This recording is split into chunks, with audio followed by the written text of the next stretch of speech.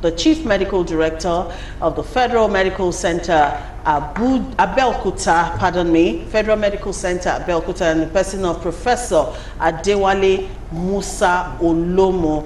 Good afternoon, Professor. Thank you for joining us on the program this afternoon. Good afternoon, my I'm very fine, thank you. Hope you're fine too, sir. Okay. I'm fine. All right. So very quickly, we'd like for you to, from a medical perspective, give us more of an insight into the whole war against COVID-19. First off, coming from Lagos State, we hear that bed occupancy level has reduced to 46%, okay? And that's according to figures gathered in care centers based here in Lagos. What's the situation like in Ogun State or Abeokuta, where you operate from? Well, thank you very much. The second wave of COVID is around, no doubt about that. And in my center, we have been recording quite a large number of these patients coming onto our bed. We test them, and quite a number of them are positive, and we provide the facilities for them to be admitted.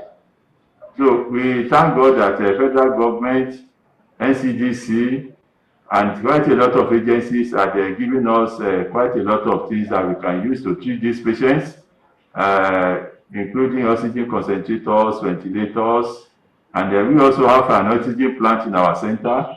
We have the drugs, the PPEs. The federal government has released money of recent to purchase PPEs. So we are coping with the situation, and it is that we have not recorded any deaths since this second wave of COVID has been announced by the federal government and the SCDC.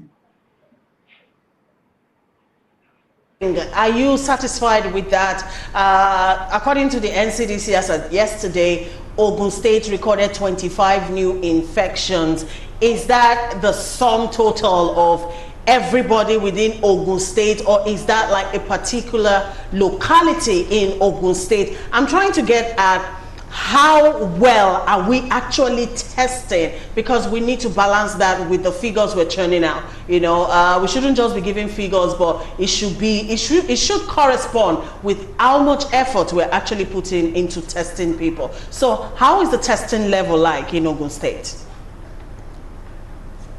Well, I won't be able to give you the details of the testing by especially with the state government, but in my center, it is our policy now that everybody, any patient that comes in, must go through the triage area where we test them for COVID. So it is assumed that you are COVID positive until proven otherwise. So we screen every patient, and as we screen them, we are in partnership with NCDC and Federal Ministry of Government and Federal Ministry of Health. So whatever we get, we quickly send it to Abuja. So every day we send our report, our statistics to Abuja, and this goes to the NCDC and centrally collated. And I know the state government is also doing the same thing in Ogun State. So whatever they might have collected, yes, all these things must go to Abuja for daily recording. And at this, I think this is where the statistics usually come out. All right, well, quickly, let's talk about vaccines, because that seems to be like, you know, the main focus these days. Everybody's talking about COVID-19 vaccines, Nigeria as well. Now, as a medical practitioner, do you agree that rather than Nigeria relying on buying vaccines from abroad or relying on donor agencies, do you think that we should also be making efforts in line with developing our own local vaccines? Well, thank you very much. That thing is in two phases. One, yes, we should continue to make efforts to make our own vaccine, because I believe whatever the resources that the advanced countries are using to develop their own vaccines, we should be able to either import them, those facilities, equipment and ensure that, yes, we are able to also get our own vaccine. But there is nothing bad if we have vaccines donated by agencies.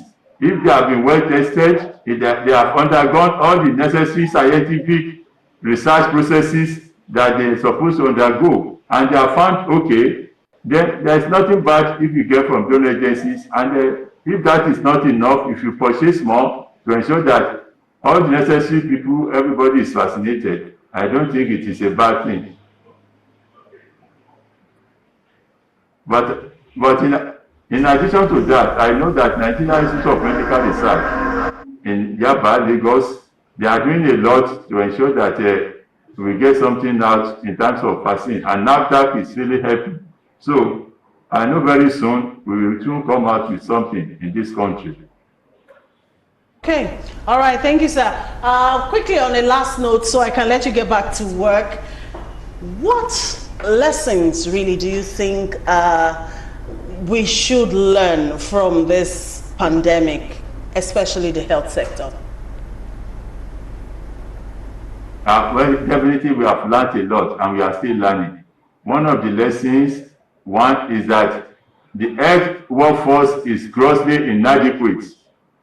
This COVID has shown us that we don't have enough health workforce in the country. And you can imagine this becomes realistic when health workers are infected in the course of treating these COVID patients. Once they get infected, you need to isolate them, and you must bring in another set of people to replace them to continue the treatment. You discover that we have almost depleted the health workforce. We couldn't get enough to replace. I could recollect a time when over 48 of my workers were infected, and to get replacement has been a hell of a problem. So if you combine this with exodus of health workers every day out of the country, is another problem. So we need to create more medical schools. We need to train more workforce in the health sector so that we'll be able to cope. The population is increasing at geometric rate, but the health workforce is just at the arithmetic rate. So we still need a lot. Again, in terms of budgeting, I know that WHO had asked us to budget about 26% of our budget to go to health. So what is the percentage that we are budgeting? So we still need more funding to ensure that we'll be able to cope with the health demands of the country. That's another lesson that it has learned us. Thirdly, we need to ensure that we have good environment. Hygienic condition, all these things are very necessary, and we should also take precautions. Whatever we are told to do, especially in this era of COVID, yes, we should ensure that we comply with the directives of the government. So these are some of the lessons that I think we have learned. All right, thank you so much, sir. Thank you for contributing to the program, and thank you indeed for your time. And God bless you too, sir. Our guest has been Professor Adewale Musa Olomu, Chief Medical Director, Federal Medical Center, Abel.